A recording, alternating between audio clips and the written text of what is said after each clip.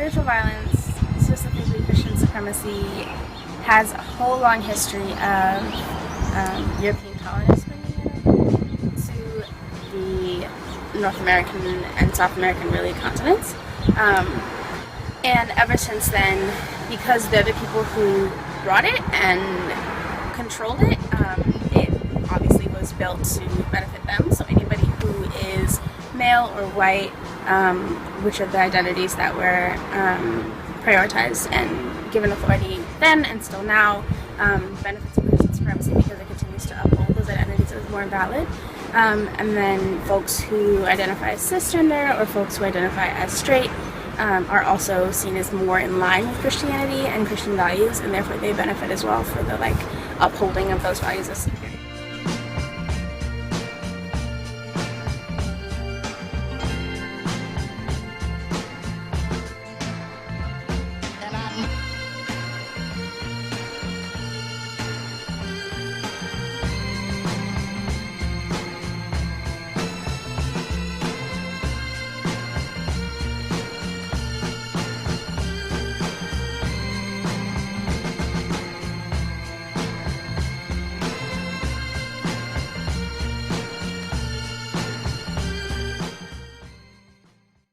Janice, we just had our first stop at Trevecca Nazarene. How are you feeling? I feel really excited for the rest of the ride because Trevecca was really open and wanted to have a conversation with us. And I feel like we actually impacted them, and we may see a change in the future with their students and administration. Amber, how do you think we impacted the school today? Oh my gosh. I feel like the school needed us to come in and have that dialogue and have that conversation with them. I think we really opened up their hearts and minds even more than it previous was. I feel like their students are really radical, deviant creatures, and I feel like they're gonna go ahead and start taking a stance. I really feel like that. They're gonna stand up. I think that the best thing that we were there saying and doing was only to bolster what the students were already trying to talk about and already have been talking about on their campus. And I saw students who at the beginning were very nervous to talk in front of their school body president, to then blossomed in the middle of our conversation. And I hope that it's because they saw that we were their people and that they could take really bold stances. What did we actually do today? We combated spiritual violence directly at the source. We talked to people in power about truth, about queer people and justice. And we colored and gave them pretty stickers that said God loves them and us too. Huh. And how do you feel? How do you feel? Great. Great! We feel great.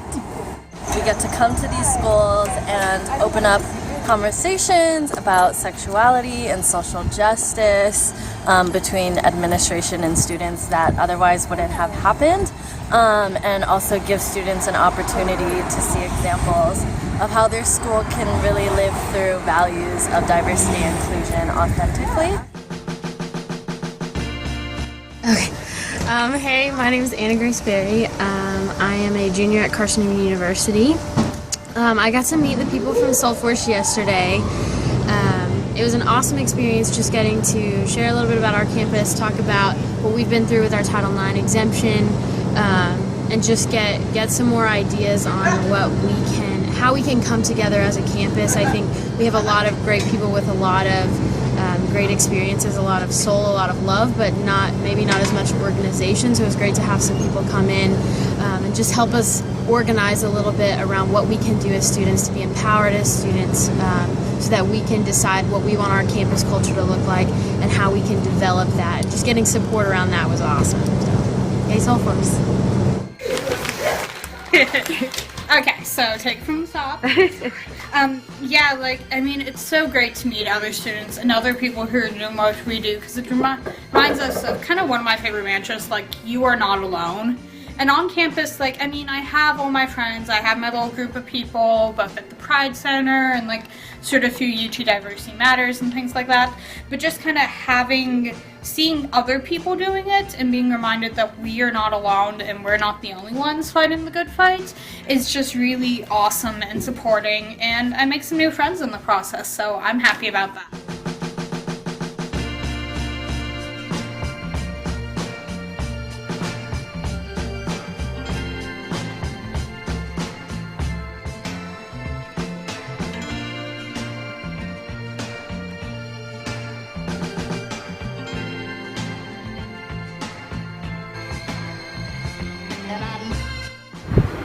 So when we first started talking about going on the ride, my first question was, why would a student be at a school that's so terrible to them? But I think that there's so many reasons.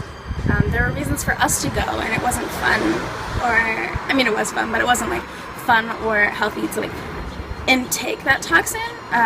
But there were so many reasons to go, like to fight it, to combat it, to uplift people who are already there. And so I know that like the students who are there are doing that same thing of fighting it and uplifting each other. And like one reason to go there and to stay there is to change it. And if y'all aren't doing that work, then like there's going to be no foundation and no platform for us to come and almost like build on it. So I'm proud of y'all.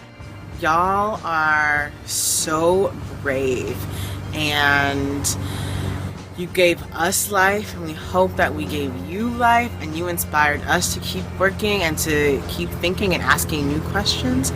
And we are just so thankful, and frankly, we're so glad to be accountable to you all. So keep it up.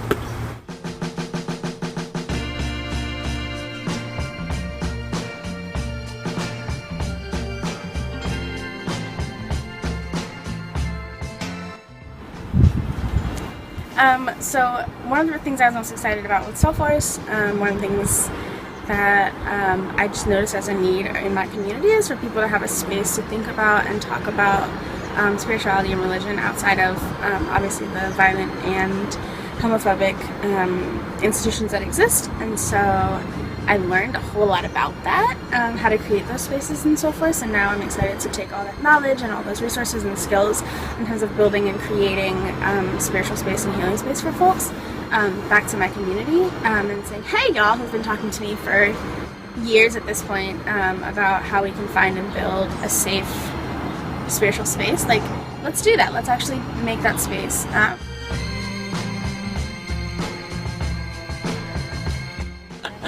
So on the ride, we met a lot of people and built a lot of community through food and hosting people for dinner. And so my seed grant project is around collecting those stories of people's favorite recipes, or I have a few etiquette books that I want people to edit for the movement. They're like super typical how to be a gentleman books, and I want to subvert that and also provide new ways forward using food and dinner parties.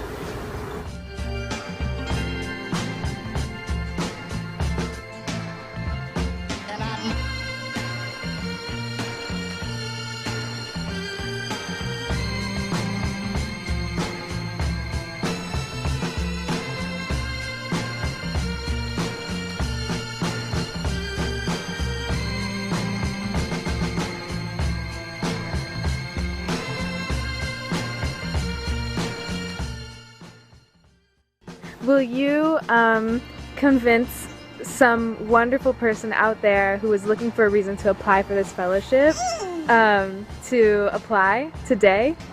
Today. You can't afford not to do it. I don't know how busy you are. I don't care how busy you are. You will not be the same person at the end of this fellowship. You will be a better version of yourself. You will be a happier, more fulfilled version of yourself, and not because Soulforce makes you better, but because Soulforce gives you the questions and the tools to figure out who you want to be as a better person. And if you are a community organizer, which you may or may not be, if you work with people, then those people will be better and like better impacted and better provided for and better loved on because you did this. So please, for their sake, for your sake, for your family's sake, for my sake, apply. Just apply.